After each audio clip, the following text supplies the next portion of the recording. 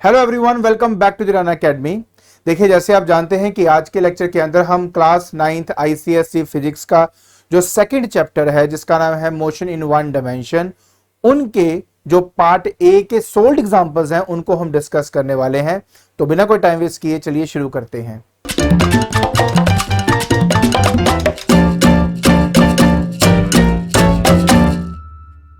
देखिए, ये हमारा सबसे पहला क्वेश्चन है। कहता है select the scalars and vectors from the following. देखिए, इसको करने से पहले आपको पता होना चाहिए कि स्केलर क्वांटिटी क्या होती है और एक वेक्टर क्वांटिटी क्या होती है। देखिए, स्केलर क्वांटिटी उन क्वांटिटीज को कहा जाता है जो बेसिकली मैग्नीट्यूड पे डिपेंडेंट होते हैं, जिनको डायरेक्शन से कोई भी लेना देना नहीं होता। और वेक्टर क्वांटिटी उनको कहा गया है जो basically magnitude as well as direction दोनों पे डिपेंड करते हैं। अगर आप इस पर्टिकुलर लिस्ट को ध्यान से देखेंगे तो आपको आपका रिक्वायर्ड आंसर मिल जाता है। जैसे कि सबसे पहले हम यहां पे सिलेक्ट करते हैं स्केलर क्वांटिटी को, तो यहां पर ये जो डिस्टेंस है ये मेरा एक स्केलर क्वांटिटी है, वर्क जो है वो मेरा एक स्केलर क्वांटिटी है, मास मेरा स्केलर क्वांटिटी है, एंड दैट्स इट। इसके अलावा जो बाकी का है, जैसे कि हमारी वेलोसिटी हो गई, एक्सेलरेशन हो गया या रिटार्डेशन होगा। रिटार्डेशन और कुछ नहीं होता, नेगेटिव ऑफ एक्सेलरेशन को ही हम कहते हैं। तो ये हमारे वेक्टर क्वांटिटीज हैं, क्योंकि ये आपके मैग्नीट्यूड के साथ साथ डायरेक्शन पे डिपेंड भी करता है ना। बहुत सिंपल।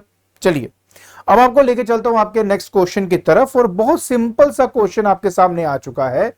कहता है कि express the speed 36 kilometre per hour in metre per second. देखिए, ये करने से पहले ना आपको बेसिक कन्वर्जन पता होनी चाहिए। देखिए, हमारा जो 1 किलोमीटर पर आवर जो होता है, अगर आप उसको मीटर पर सेकंड में कन्वर्ट करना चाहते हो तो जस्ट आपको उस नंबर को 5/18 से मल्टीप्लाई करना पड़ेगा और वो ऑटोमेटिकली आपका मीटर पर सेकंड में कन्वर्ट हो जाएगा। अगर मैं इस पर्टिकुलर न्यूमेरिकल की बात करूं तो देखिए, हमें हमारा जो स्पीड है वो दिया हुआ है 36 किलोमीटर पर आवर, और 1 किलोमीटर पर आवर आपका 5/18 मीटर पर सेकंड के बराबर होता है। इसलिए मैं क्या करूंगा, इसको 36 इंटू 5/18 मीटर पर सेकंड ऐसे लिख दूंगा। अब 18 इंटू 2 आपका 36 होता है। सॉल्व करने पे आपका आंसर 10 मीटर पर सेकंड आपको मिल जाएगा। तो बस इस तरीके से आपने ये वाला जो न्यूमेरिकल है ये सॉल्व करना है। बहुत ही आसान आपका न्यूमेरिकल है, करेंगे तो आई होप आपको समझ में आ गया होगा। चलिए बात करते हैं अपने क्वेश्चन नंबर 3 की। अब क्वेश्चन नंबर 3 में कहता है कि find the distance travel by the body in 5 minutes if it travels with a uniform speed of 20 metre per second. अब देखिए, इसमें सबसे इंपॉर्टेंट बात क्या क्या है पहले उसको आपको मैं समझा दूं। देखिए, जब कभी भी हमें कोई भी न्यूमेरिकल सॉल्व करना होता है तो सबसे पहला काम हमारा ये होता है कि हमें उनको उनके प्रॉपर यूनिट्स में लिखना होता है। जैसे कि अगर मैं यहाँ पे टाइम की बात करूं तो टाइम यहाँ पे 5 मिनट्स दिया है, लेकिन अगर मैं आपसे पूछूं कि क्या मिनट जो है वो मेरा एसआई यूनिट है मेरे टाइम का, तो आंसर नो। इसका जो सही आंसर है वो सेकंड होता है। तो सेकंड में कन्वर्ट करने के लिए हम इसको 5 इंटू 60 करेंगे और हमारा आंसर 300 सेकेंड्स मेरे को मिल जाता है। उसके बाद अगर स्पीड की बात करें तो स्पीड जो है वो 20 मीटर पर सेकेंड आपको दिया हुआ है। देखिए, स्पीड के फॉर्मूले की बात करें तो वो हमारा डिस्टेंस ओवर टाइम हमारे पास होता है।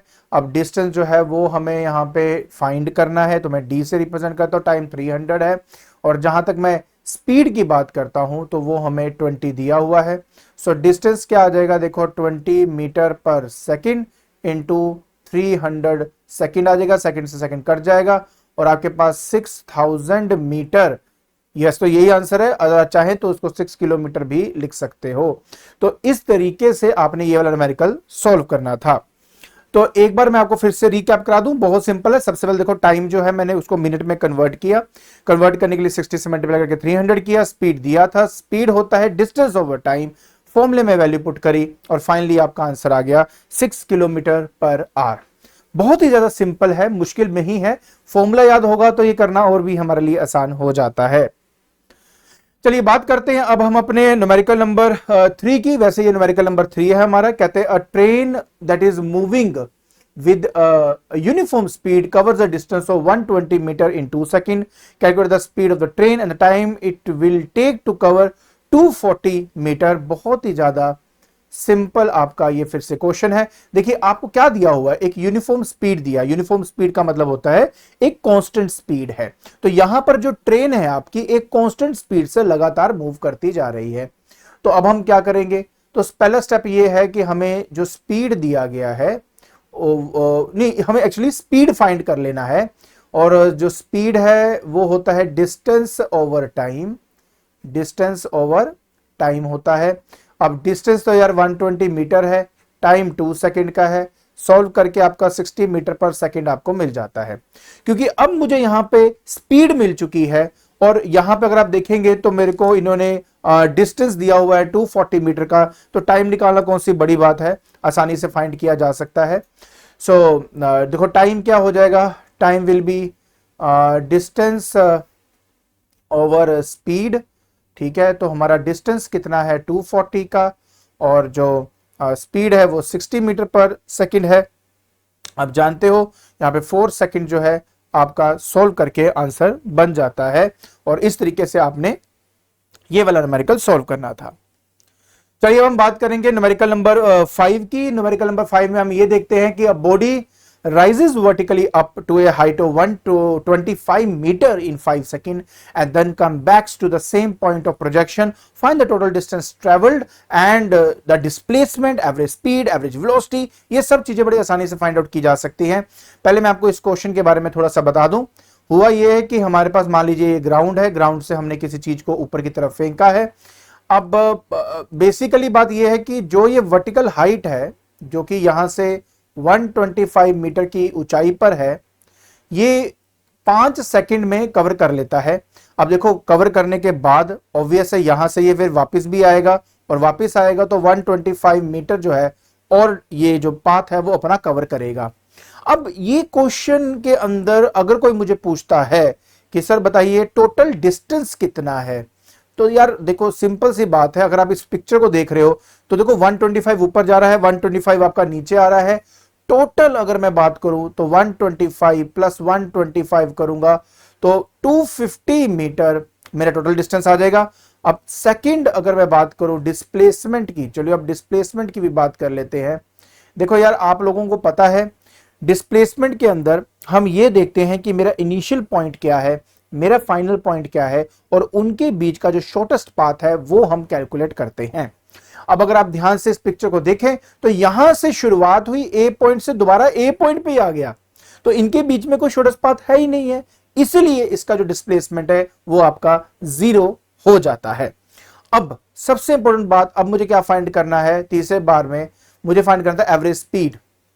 अब देखिए एवरेज स्पीड का फॉर्मूला होता है total distance over total time. Total distance over total time, तो ये एक बहुत ही सिंपल सा फॉर्मूला है। टोटल डिस्टेंस कितना लग रहा है, देखो 125 ऊपर जा रहा है, 125 नीचे आ रहा है, टोटल हो गया 250 का। और टोटल टाइम की बात करें तो 5 सेकंड ऊपर जाने में लगते हैं तो 5 सेकंड नीचे आने में लगते हैं, इसी वजह से टोटल हो जाएगा 10 सेकंड। तो सॉल्व करेंगे 25 मीटर पर सेकंड आपका यहां पर आंसर आ जाता है। और अगर मैं कोई मुझे बोलता कि सर एक काम करिए आप मुझे एवरेज वेलोसिटी कैलकुलेट करके दीजिए, तो बहुत ही आसान है, फॉर्मूला याद होना चाहिए। ये हमारा displacement over total time taken होता है, टोटल टाइम होता है हमारे पास। अब देखिए यार डिस्प्लेसमेंट की अगर मैं बात करता हूं तो क्योंकि मैं ऑलरेडी कैलकुलेट कर चुका हूं सेकंड पॉइंट पे कि वो हमारा 0 है। टोटल टाइम चाहे मेरा 10 सेकंड का है बट आंसर क्या आएगा 0 ही आएगा, तो 0 मीटर पर सेकंड जो है वो मेरी एवरेज वेलोसिटी होगी। और इस तरीके से आपने अपना ये वाला न्यूमेरिकल सॉल्व करना था। आई होप ये समझ में आ गया होगा। चलिए अब आपको लेके चलता हूं आपके नेक्स्ट क्वेश्चन की तरफ। इस पर्टिकुलर क्वेश्चन में कहता है कि अ train first travels for 30 minutes with a velocity of 30 km per hour and then 40 minutes with a velocity of 40 km per hour in the same direction. Calculate the total distance traveled and the average velocity of the train. देखिए जब कोई भी particular object एक straight path पे move करती है तो हमारी एवरेज स्पीड और एवरेज वेलोसिटी एग्जैक्टली सेम ही होती है। इस कंडीशन में भी हम उसको फाइंड करेंगे, बट कैसे फाइंड करेंगे, क्या करना है, उसके बारे में मैं जरूर आपको बताऊंगा। थोड़ा इसमें आपने ध्यान देना है।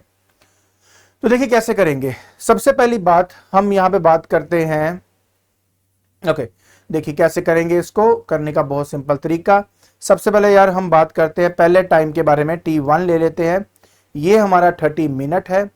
जो हमें स्पीड या वेलोसिटी जो भी दिया हुआ है वो हमें किलोमीटर पर आवर में दिया है, तो इसका मतलब है टाइम यहाँ पे आर में कर दूंगा, तो डिवाइड बाय 60 करूंगा तो 1/2 आर मुझे यहाँ पे मिल जाएगा।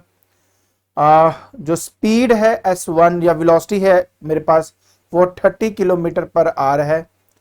तो यार देखो अगर मुझे कहता है कि डिस्टेंस कितना ट्रेवल किया है इसने, तो डिस्टेंस क्या होता है आपके पास, that is speed into time, right. तो स्पीड कितना है आपका, that is 30 kilometre per hour, और टाइम कितना है आपका 1/2 आर। आर से आर कैंसिल हो गया, आंसर आपके पास 15 किलोमीटर आपको मिल जाता है। ये मेरा पहला पार्ट है ट्रेन का। सेकंड पार्ट की बात करें तो t1 जो है वो आपका है 40 मिनट्स, उसको मैं डिवाइड बाय 60 कर दूंगा तो ये आपके पास आ जाएगा, दैट इज 2/3 आ गया बेसिकली, है ना, दिस इज 2/3 ऑफ आर। ये आपको मिल चुका है, डन। फिर मुझे स्पीड की बात करें तो स्पीड सेकंड आएगी, यहाँ पे 2 आएगा, नॉट 1 तो सेकंड की बात करें तो मेरे पास 40 किलोमीटर पर आवर दिया हुआ है, 40 किलोमीटर पर आवर मेरे को दिया हुआ है। तो मेरे को निकालना है डिस्टेंस 2, तो बस ये स्पीड इंटू टाइम होता है, s2 इंटू t2 करूंगा मैं यहाँ पे, तो ये आ गया 40 किलोमीटर पर आवर इंटू 2/3, ये मेरे पास आ जाएगा बेटा 80/3। बस इसको हमने सॉल्व किया है, या सॉल्व कर देते रहने देते इसको, बट अगर चाहे तो हम कर भी लेते, इतनी कौन सी बड़ी बात है। ये 80 है, यहाँ पे हम इसको 3 ले लेते हैं, तो 3 2 6 होते हैं हमारे पास यहाँ पे, ये 20 हो जाएगा। उसके बाद आ गया 6 18.66 ऐसे चलता जाएगा आपका। सो जब मैं इसको सॉल्व कर रहा हूं तो मेरा आंसर 226.6 मुझे ऐसे मिल रहा है। क्लियर हो गया। अब मुझे क्या करना है, अब बस मुझे total distance over total time करना है और मुझे मेरा आंसर मिल जाएगा। देखिए अगर मैं बात कर रहा हूं टोटल डिस्टेंस ट्रेवल्ड की, तो total distance that will be 15 plus 26.6, इनको ऐड कर दीजिए, 6 आ गया, 11 1 41.6 किलोमीटर आपको आपका दैट इज रिक्वायर्ड आंसर जो है वो आपको मिल जाता है, ठीक। और अगर आपसे बोला जा रहा है कि इसके अंदर आपने एवरेज वेलोसिटी निकाली, मैंने आपको ऑलरेडी कहा है कि अगर एक बॉडी स्ट्रेट पाथ में मूव करती है तो average velocity and average speed exactly same होती है। तो अगर एवरेज वेलोसिटी आपको निकालने को बोल रहा है तो total distance over total time किया जाएगा। टोटल डिस्टेंस है 46.6 का, एंड टोटल टाइम की अगर मैं बात करता हूं तो देखिए 1/2 प्लस 2/3 आपने इस फ्रैक्शन को सॉल्व करना है और 35.7 किलोमीटर पर आवर सॉल्व करके आपको मिल जाएगा। और इस तरीके से आप अपना ये वाला न्यूमेरिकल सॉल्व करते हो। आई होप आपको ये न्यूमेरिकल समझ में आ गया होगा। चलिए अब आपको लेके चलता हूं आपके नेक्स्ट न्यूमेरिकल की तरफ। देखिए अब हम बात करते हैं बेटा न्यूमेरिकल नंबर 7 की। बहुत सिंपल सा न्यूमेरिकल फिर से देखिए, कहता है a car travels a distance of 50 kilometre with a velocity of 25 kilometre per hour and then 60 kilometre with a velocity of 20 kilometre per hour in the same direction. फिर से सेम डायरेक्शन की बात हो रही है। तो कहता है कि टोटल टाइम कितना ट्रेवल किया वो बताइए और एवरेज वेलोसिटी बताइए कार की क्या होगी। बहुत ही ज्यादा सिंपल, देखिए कैसे करेंगे। सबसे पहले तो यार देखो मुझे जो जो दिया है मैं पहले उसको लिख लेता हूं। तो S1 मेरा डिस्टेंस है दैट इज 50 किलोमीटर, और जो डिस्टेंस है ना मैं उसको D से रिप्रेजेंट करता हूं, आई थिंक वो थोड़ा इजी हो जाएगा। D1 जो है मेरा दिया हुआ है दैट इज 50 किलोमीटर। मुझे T1 नहीं दिया हुआ बट मुझे वेलोसिटी दी हुई है। वेलोसिटी V1 जो है वो हो जाएगा 25। कई बच्चों को बड़ी कंफ्यूजन होती है कि सर ये तो वेलोसिटी है बट आप स्पीड वाला फॉर्मूला क्यों यूज करते हो। तो बेटा मैंने आपको पहले भी कहा था कि वेलोसिटी एक वेक्टर क्वांटिटी होती है और वेलोसिटी का जो मैग्नीट्यूड होता है वो एक्चुअली में स्पीड होता है आपका। अगर एक बॉडी स्ट्रेट पाथ में मूव कर रही है तो जो स्पीड है वही आपकी वेलोसिटी कहलाती है, तो कोई डिफरेंस नहीं होता है इन दोनों के बीच में, इसलिए हम यहाँ पे ऐसा कर सकते हैं। दूसरे केस में जब एक काम करें, यहाँ पे टाइम निकाल लें पहले। तो देखिए टाइम की बात करें, t1 अगर मुझे निकालना ही है तो डिस्टेंस अपॉन स्पीड से मैं वो कर सकता हूं, तो 50 डिवाइडेड बाय 25 में करूंगा, कट करके 2r आपका यहाँ पे आंसर आ जाएगा। तो ये पहला पार्ट कवर होता है। फिर उसके बाद बेटा नेक्स्ट आपको डिस्टेंस दिया है d2 जो कि 60 किलोमीटर का है आपका, और साथ में जो वेलोसिटी दी गई है वो है 20 किलोमीटर पर आवर, ये आपको वेलोसिटी दी गई है दूसरे केस में। तो टाइम क्या है वो नहीं दिया हुआ, इसलिए हम d2 अपॉन v2 कर लेंगे। अब d2 हमें 60 दिया हुआ है, v2 हमें 20 दिया हुआ है, सॉल्व करेंगे तो 3r मेरे पास आ जाएगा।